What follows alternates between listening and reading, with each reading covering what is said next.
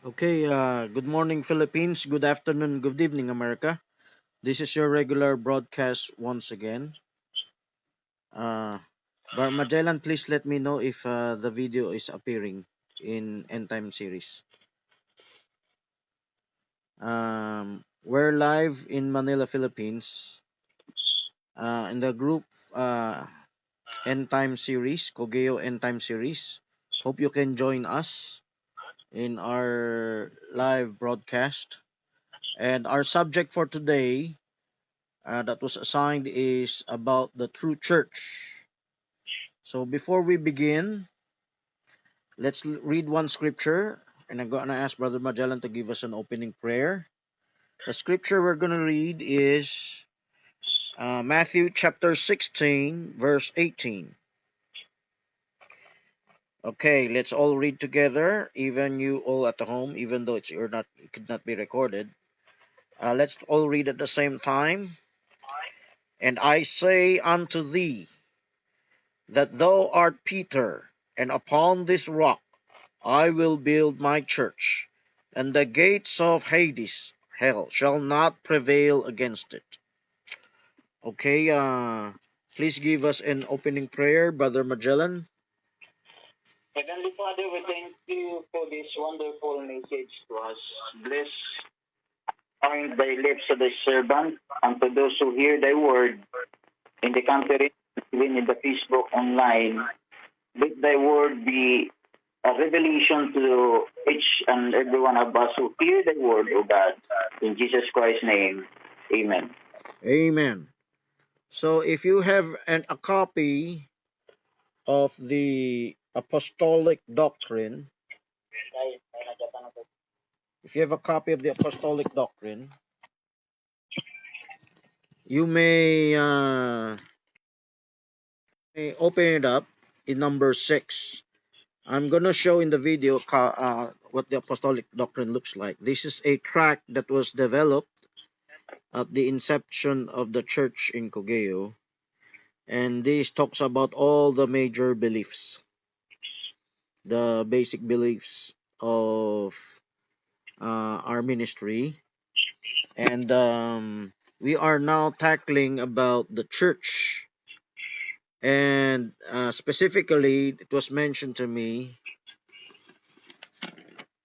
the true church. So, we will begin by going through the outline of the tract Apostolic Doctrine. Now, we will not be able to read all the scriptures that were shown here. We will just mention them in passing. So I hope you will, all brethren who has a copy of this apostolic doctrine, get your copy. If you don't have a copy, download the electronic copy, ebook tracks or e-tracks of the apostolic doctrine in the Progressive Revelation Ministry group in the file section. So those who have a paper copy, a hard copy, just get it, and at least for the first time, use that in following the sermon.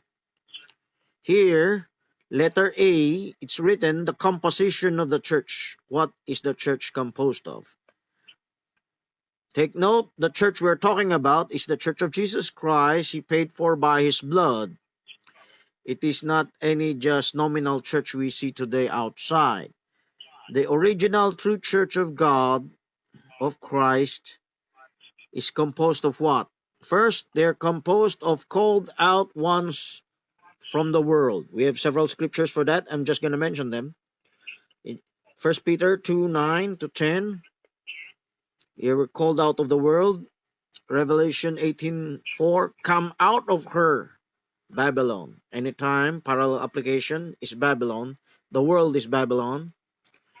2 Corinthians 6:17, be ye separate. John 17:6, ye have called them out of the world. 1 John 5:19. Okay, we have these called out ones from the world is called ecclesia in Greek. Ecclesia in Greek has been used being called out, and later we will give some description of what being called out means. We'll go back to that. The church in the wilderness, they were called out by Moses. Okay, later we're going to tackle that. And also the history in the church age. From Catholicism, out came Protestantism. I'm talking about institutions that they were called out of, not the meaning. But we're going to talk about the meaning of the true church here. They were called out of Catholicism, Protestantism, Pentecostalism, into the end time message. Even here in the end time message, we also have what we call a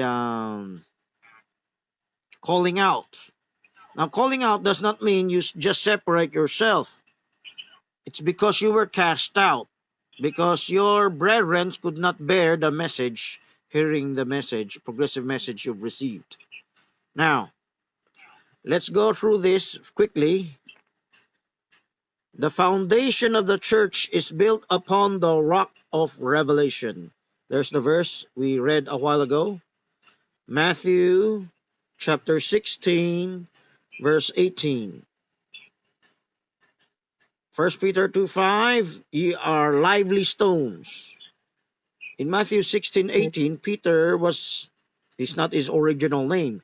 Simon, son of Jonah, Bar Jonah, was nicknamed, given a new name of Kappas, which is Peter or Petros, a rock, small rock. Upon this rock, Petra, I will build my church. Thou art Peter, thou art a small rock. As Peter wrote, we are lively stones.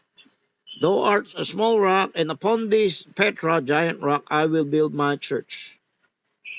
Ephesians 2:19-22 talks about the foundations of the apostles and the prophets building upon a temple, a foundation cornerstone. Jesus Christ, the main cornerstone.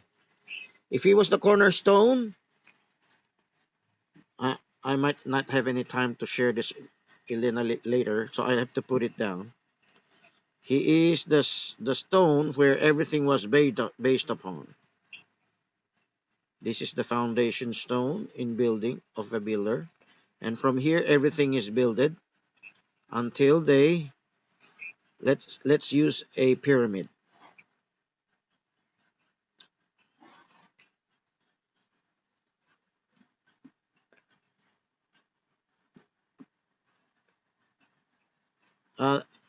The imagery of a cube or a pyramid, that's in an advanced discussion.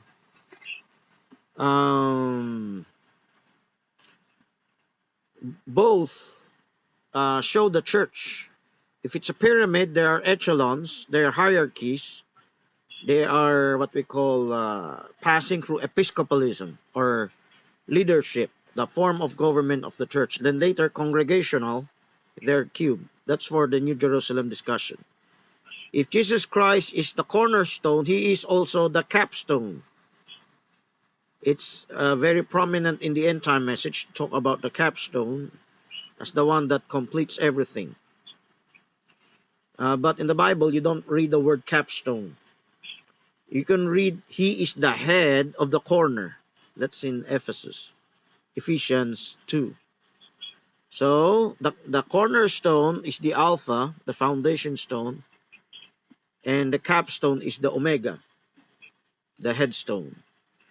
He is the head of the corner, everyone connects to him.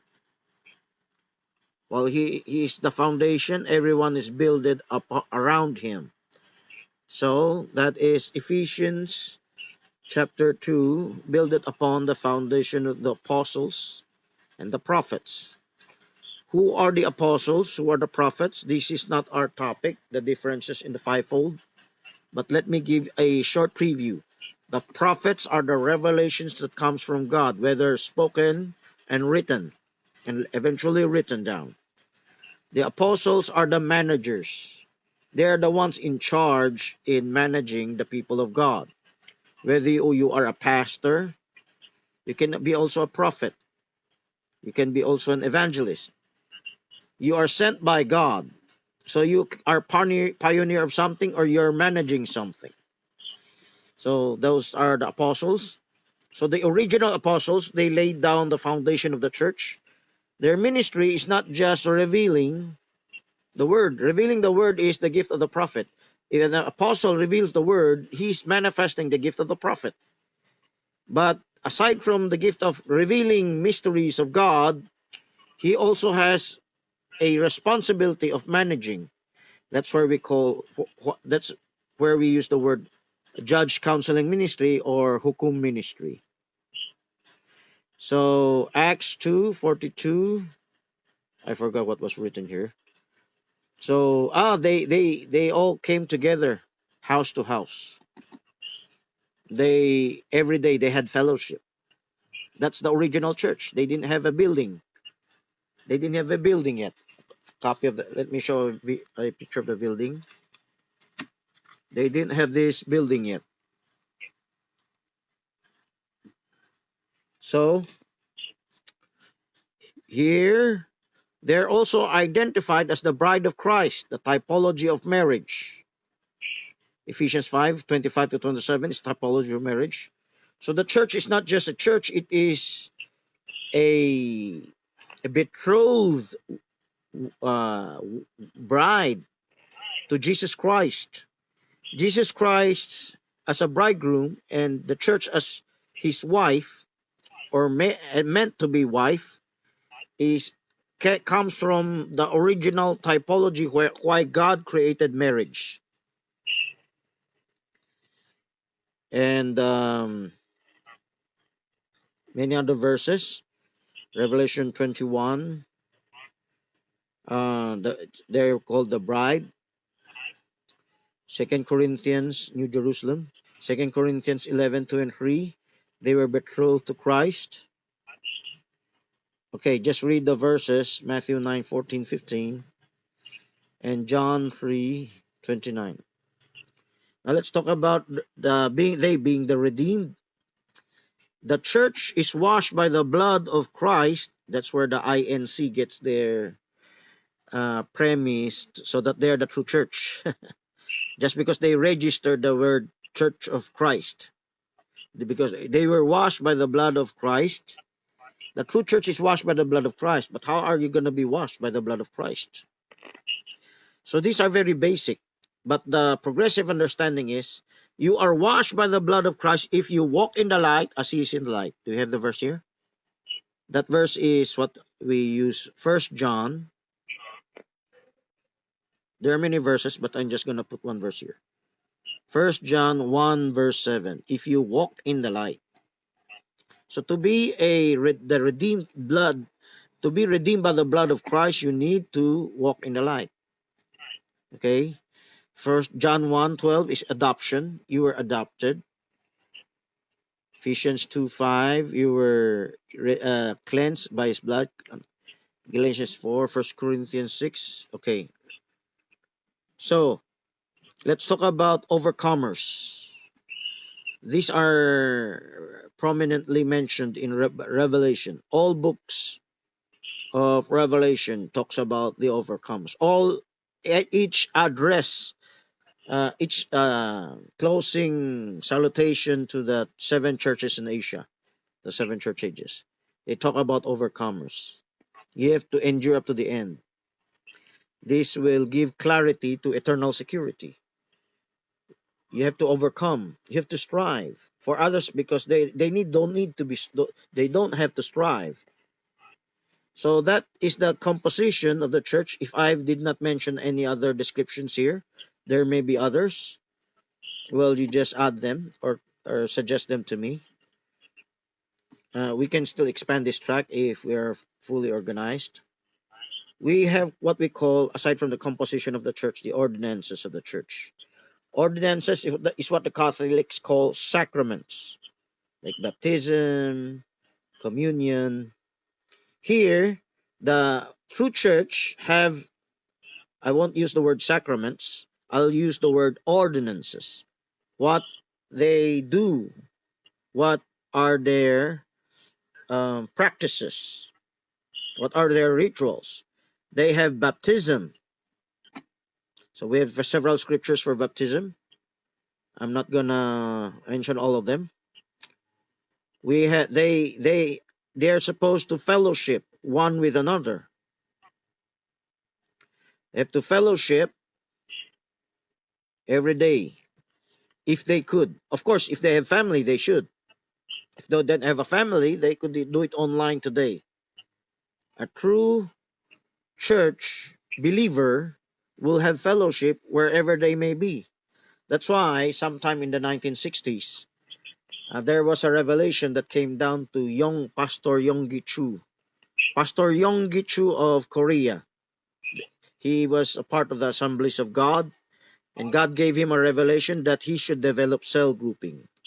That's why churches today have become mega churches, because his revelation was spread out to other denominations and they adopted it and they grew. They grew into mega churches.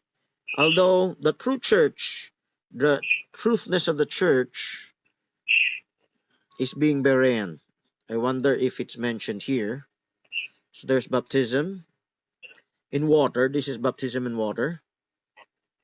Uh, these are traditions of the apostles. And there's fellowship. They should fellowship and where they learn the word of God. Here we have, this is something na major churches are not completely the same. We have what we call a patriarchal training. This is similar to the family training. Some churches have family days, they have games, they have sports, just to make the family happy in their churches. But here, it is obligated that there is training in the family. We have scriptures for that. Ephesians 6:4. Train up your child in the way that, oh sorry, that's sometimes that's in Proverbs. Ephesians 6:4. You must raise up your child with the nurture and admonition of the Lord. So we have several scriptures of training in the family. Isaiah 59, Deuteronomy 6, Proverbs 22. Those are very basics for others. But it is not organized much for many churches today that have sprung up. Some churches have emphasized it, but they have different levels of ministry in this. Some do not emphasize much. Some emphasize more than others. Churches also, the true church should also have ordinances for love, courtship, and marriage and divorce. This is something they have to administer, because if they are leading God's God's uh, people in their way of life, they should govern how they should love with each other. I'm talking about love for the spouse. I'm not talking about love for God. I'm talking about the love for husbands and wives. We have scriptures for that. Ephesians chapter 5 is one of them. Husbands love your Ephesians 5:25. Husbands love your wives, even as Christ also loved the church. So the scriptures here talk about that, but we're not going to go into detail. They have uh, ordinances for that. That's why the judge counseling ministry is very important. Now, this is the judge counseling ministry. Judge counseling ministry, I call them hukum ministry. I'm going to write this down. Why do I use the word hukum? Is that not a Tagalog word? No, I discovered this was originally a Middle Eastern word. Hebrew, Arabic, Aramaic. Hukum means the the statutes of God, the ordinances of God. So I use this word hukum ministry to mean the judgment counseling ministry. This is the fivefold ministry also. There are needs of counseling. This is teaching. This is advice. It's not just doctrine. It's how you go about your way of life, because they don't know how to judge correctly yet. They're not yet matured hukums. So there is mediation, because sometimes This is defensive uh, defensive counseling, because there are problems already. You mediate the parents to children, among brethren, and sometimes even if they fell out of the way, you have to intervene. That's also mediation between him and God. That's standing in the gap. That's also my prayer request, that God will raise up many mediators, many ministers that in this judge counseling ministry, because we have not grown mature in this. Every church will have this in whatever form or level they do, whether they want to use the word hukum or not, or they will want to use the judge or not, the word judge. Every church does this, even the Nicolaitan churches. It's also their judgment decision to close the minds of the people permanently. That's part of their judgment. The hands. There is one scripture here that's not put down. Let me put it down here. I hope you can take note of this. John chapter 20, verse 23. Whoever sins ye remit, they are remitted them. That is one ministry in the church, and Christ mentioned that. And people overlook that. Brother Jackson explained that as the performance of the baptism by a minister. That's correct, but it's more than that. How are their sins forgiven? Through the help of the minister, through the apostles. There's more. It's more than just baptism. It's counseling, it's teaching, it's training them. It's actually discipleship ministry. If they have sinned, what should they do? So here is another of the ordinance of the church. This is the first revelation that God gave me regarding the family, regarding the ministry.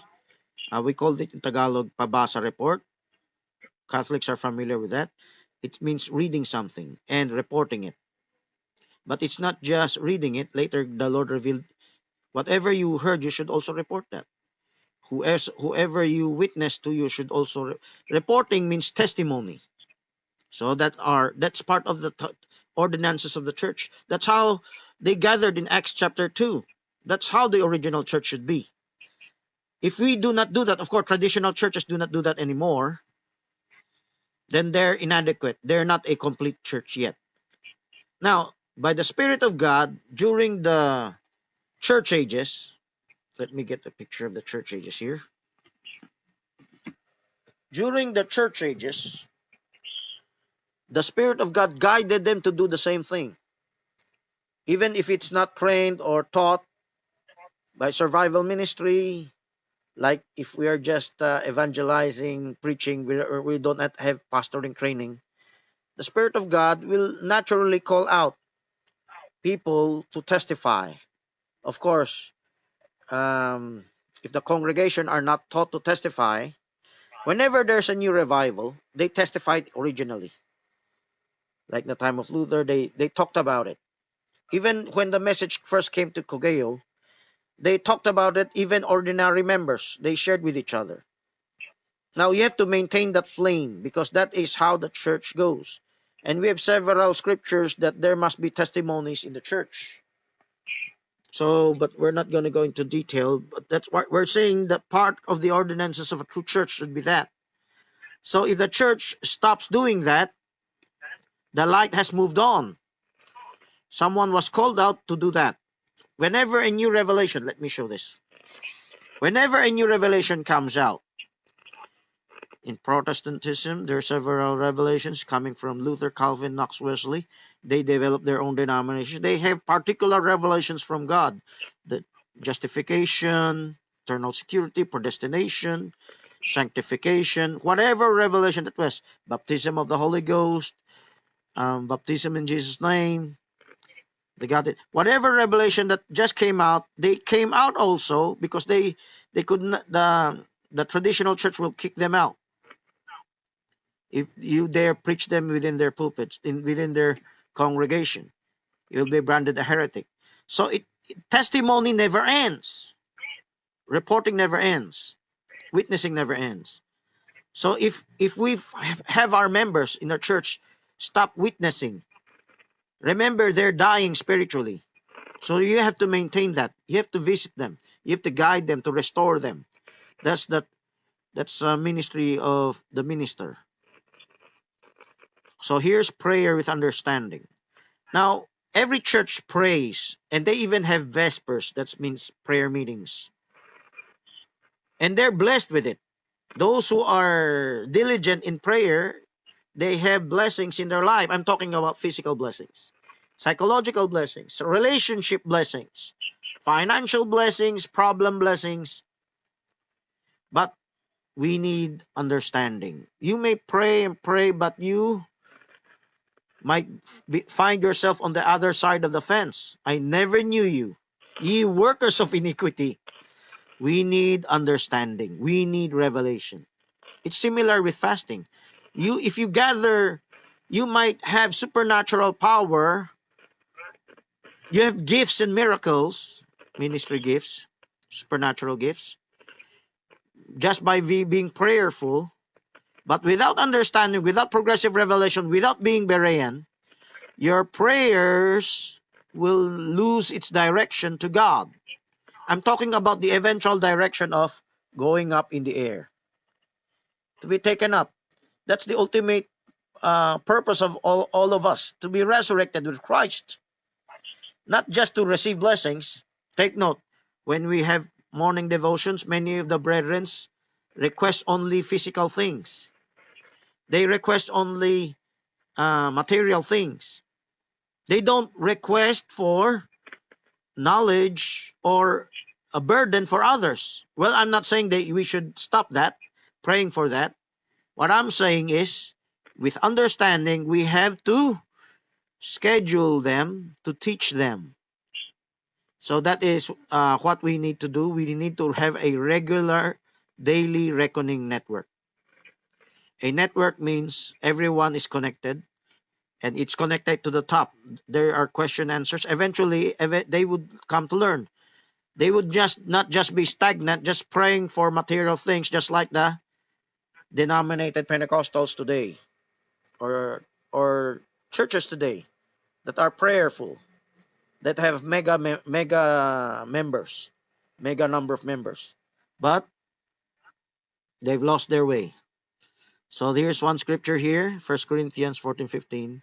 I will pray with understanding. I will sing with understanding. It's like singing. You sing to God, you praise God with your lips, but you need revelation. If you don't have revelation, then your heart is far from Him. There are two kinds of heart far from Him. There's the hypocrites, the psychological. They are not sincere, and there are those who are sincere, who are on fire for God, but they're Nicolaitan. So you can sing for God wholeheartedly, but you don't have understanding. That's why we have hill songs. They have earrings. They have painted hair. Some of them are gay. They don't have direction. Okay, you can sing. You need, but before. That's why I suggested before they practice music in the church, I suggested two of our workers, Brother Padon and Brother Wilito, to lead a youth fellowship just for them not to be ignorant of the word. Okay. Lastly, there is the support. And this is very controversial because some churches, they use the word tithes, and other people will criticize them and even accuse them of just after the money. Okay. So, of course, biblically, there are those people. There are really those people who are after just financial support. But the true church also has real support. Matthew 23:23 talks about tithes. So you can use this verse just to defend the word. 1 Corinthians 9 and 2 Corinthians 9 talks about supporting, like the support Paul had. He also quoted from the temple. That's where Brother Gunn used to defend the word tithing. Hebrews 7 also speaks about tithing, but somewhat in a symbolical way. Now, that is the ordinances, the practices in the church. Letter C talks about overseership. A true church will have overseership. Now, I don't deny other churches also have overseership. So, um, we're not yet talking about true or not. Being true, of course, you are. You have understand. You are progressive in the word. But even though those Nicolaitan churches, they can also have overseership, the ministry gifts. Overseership are ministry gifts. You have the fivefold ministry. The fivefold ministry is not limited to a select group of people only by choice of men. They are a select group of people because of natural circumstances, because of God. It's not because God restricted it. Because by natural circumstances, only very few would want to sacrifice themselves for the service. That's why I gave a Thanksgiving prayer request that because of the prayer, someone was convicted to have a regular daily training for the fivefold ministry in the level of judge counseling ministry, the hukum ministry, even the office works. Now, office works is not mentioned here. That's what we call administrations, but it could be part of the fivefold. There are supernatural gifts. So you know that they sometimes they can heal the sick. They have visions of brethren. They can advise. So supernatural gifts in the eyes of people are spectacular gifts, and they want to follow them. But the real weight of ministry is the word in the word. So look at 1 Corinthians chapter 12. Open up your Bible. The fivefold is mentioned in Ephesians 4:11. Did you know that Ephesians 4:11 and 1 Corinthians 12 are the same? When he ascended up on high, he gave gifts. Gifts is not limited to the fivefold, but the fivefold is included among those gifts. So from the deeper gifts to the shallower gifts, they're all included. If you read 1 Corinthians chapter 12, look it up somewhere in the bottom, verse 28 upwards. Look it up. The connection was restored. Okay. Now, where was I? Old and gifts, apostle, prophet, pastors, teachers, shepherds. Is enumerated alongside with administrations helps. So deaconing, as a they separate the other natural gifts from the word ministry gifts, but they're all connected into one. So everyone should be part. That's why the fivefold is not limited to anyone. It's a gift. It's not any person. A person could manifest that gift sometime and manifest another gift. Now let's talk about leadership. Three forms of church government. How they implement the ordinances. There's the Episcopal type. I'm not gonna read all the verses because we're gonna run out of time. There's the Presbyterial type and the Congregational type. I copied these from the traditional church's outline. Of course, in Wikipedia, this is also mentioned. Scholars use this terminology to mean one person leadership. So they use the word episcopal, who is leading the church, presbyterial, a group of people leading the church, congregational, everyone is mature, everyone is leading the church. This is what I can call super church. But what if you already manifest congregational even before you are mature? He will be the one, the Berean, whether it's a singular person or he has several persons equal to him, or all of the church members are equal in maturity. It should be on the basis of the maturity. That's how you govern the church, not ignorance. Because sometimes these can be also in combination. There's one central leader. There are group of elders, helpers, and some of the congregationals are still helping out. Sometimes they have their own small ministry. So this also could be combined. Now, being Berean means everything will go smoothly because everyone will humble of revelation. Recognition, extent of seniority, extent of revelation is how they would treat their elders or their ministers, so that there will be no animosities, alienations. But sometimes the enemy will purposely use hatred so that sow division among the people. So we should be careful for that. So sometimes one of our seniors are not so deep. Those who are deeper in revelation, they should lead what should be done. Those seniority should be given respect in that they always have the chance to share their part, but not necessarily limited to their limitation. That is happening in our church, in other churches. You must not share anything deeper than your pastor. So other churches even restrict that. That's why we have the term Nicolaitan, conquering the people, conquering the God-given growth. So letter D, we have the destiny of the church, the true church. We're talking about the true church. Here we have the church ages.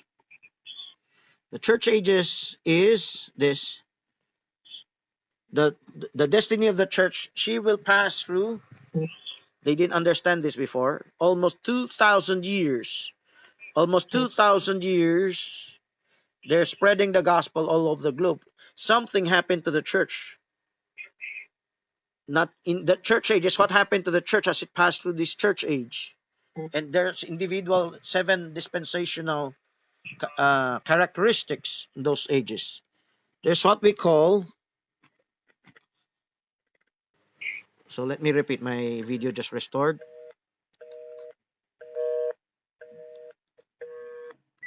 Okay.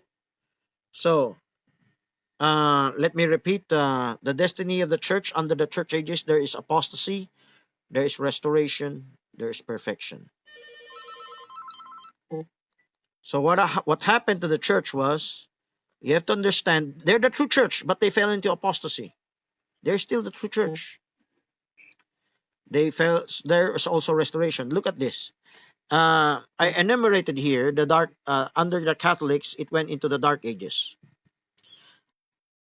Catholic Dark Ages. The word Catholic, there's nothing wrong with that because that means universal.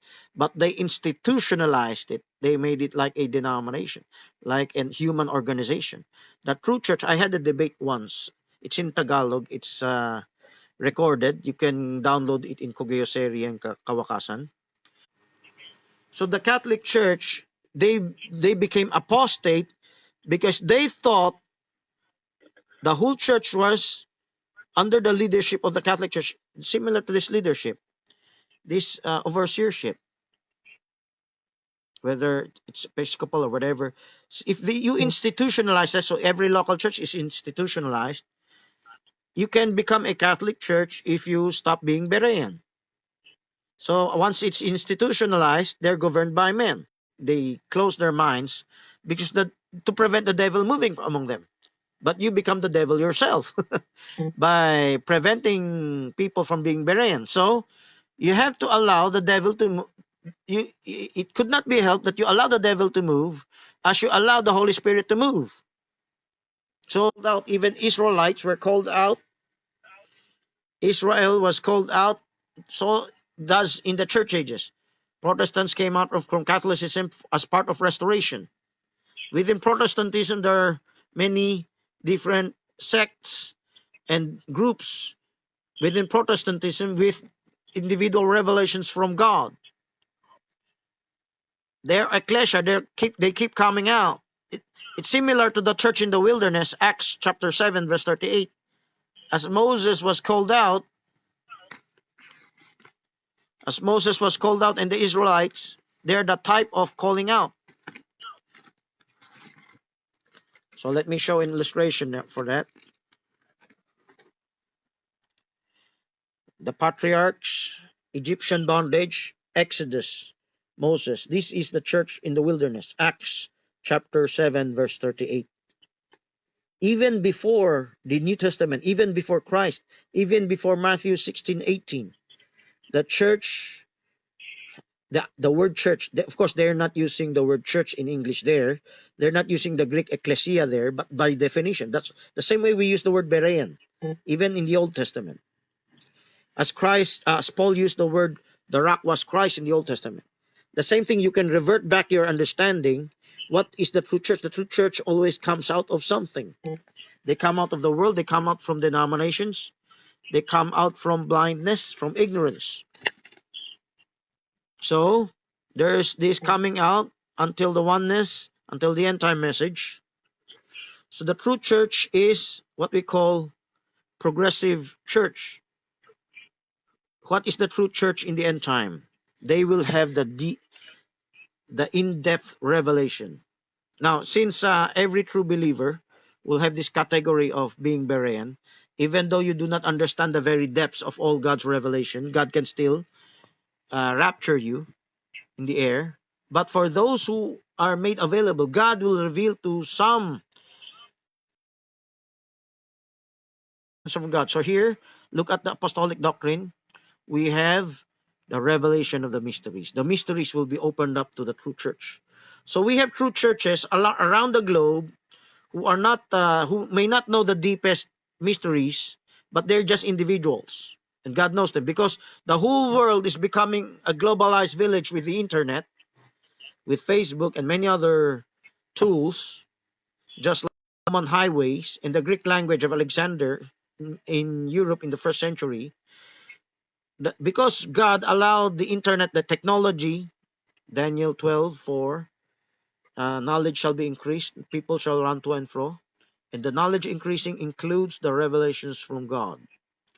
Revelation 10:7, Ephesians 1:17, and there's a revelation what will happen to the end of the world, the rapture. What happens to the church in the rapture? She will be wed to Christ in the marriage supper of the Lamb. And there's the let me repeat, the church will go up in the rapture. As the church goes up in the rapture, the church will be wed with Christ in the marriage supper of the Lamb, while the earth is suffering its tribulations, and the true church will become the bride wife of Christ in glorified bodies, similar theophanies in power and glory. And as the bride comes down with Christ to take over the world, while the world is suffering World War III, forms here. As the earth is being reorganized in the judgment of nations, the church is no longer a church. The church is a minority of the world. You're outcast from the world. You are oddballs. You are peculiar people. The whole world will be controlled by the bride of Christ. So the church is no longer a church in the millennium. The church is now a kingdom. What there will be no called out ones here. Maybe there may be rebels in heart until they be tempted by Satan, the descendants of the sheep group. The sheep group, the descendants of the sheep group that chose to be goats, chose to be rebels against God in the little season. They're the minority, even though their number is as the sand of the sea. There won't be any civil war. It will be God who will just burn them down as they surround the holy city to take over the government. But the church becomes the New Jerusalem, becomes a kingdom. From this kingdom, it will become a universal kingdom. When I say universal kingdom, it's not just on the earth. The true church of Christ that becomes his wife bride, that becomes co-kings with him, will be judges with him in the great white throne judgment. We will be judges. That's Corinthians chapter 6, verse 1 and 2. You will judge angels, judge men. You will no longer be in the receiving end of the judgment, because judgment began in the house of God. You have allowed yourself to be judged while you are here on earth. While you're in the true church, you allowed yourself to be judged, and you became a judge yourself. You've been trained to graduate, to mature, and if you mature, the question is, what if you didn't finish? If you're sincere, God will complete your training in the spirit realm. if you're sincere doing it. So in the end, the eternal age, the true church will not just be on earth, the true church will be in the whole universe. But we still govern the physical people in the spirit realm, but they have their governors. In the eternal age, there will be no more pain. The all tempters and all those rebels, the serpent seed nature will have disappeared from the lake of fire. So the end of the true church is the New Jerusalem. That's the final end of it. So, are there any questions before we close this out? Questions, Brother Magellan? Is there any question in the room? If there's none, please give us a closing prayer. Okay, we must close the prayer. Heavenly Father, we thank you.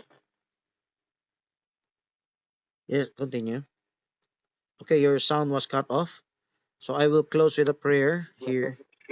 Okay, continue. Prophet will bring each and every one of us in Jesus Christ's name.